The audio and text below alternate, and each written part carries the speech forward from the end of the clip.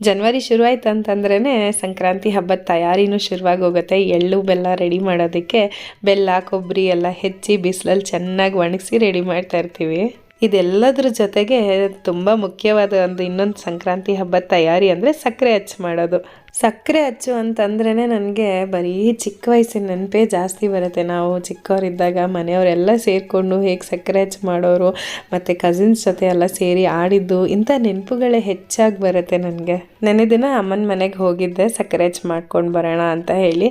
So ಆ long ವಿಡಿಯೋನಲ್ಲಿ ನಾನು ಸಕ್ಕರೆ ಅಚ್ಚನ್ನ ಹೇಗೆ ಮಾಡೋದು ಮನೇಲೇ ಸುಲಭವಾಗಿ ಅನ್ನೋದನ್ನ ರೆಸಿಪಿನ ಹಂಚ್ಕೊಂಡಿದ್ದೀನಿ. ಫ್ರೀ ಆಗಿದ್ದರೆ ಒಂದ್ಸಲಿ ಚೆಕ್ ಮಾಡಿ ನೋಡಿ.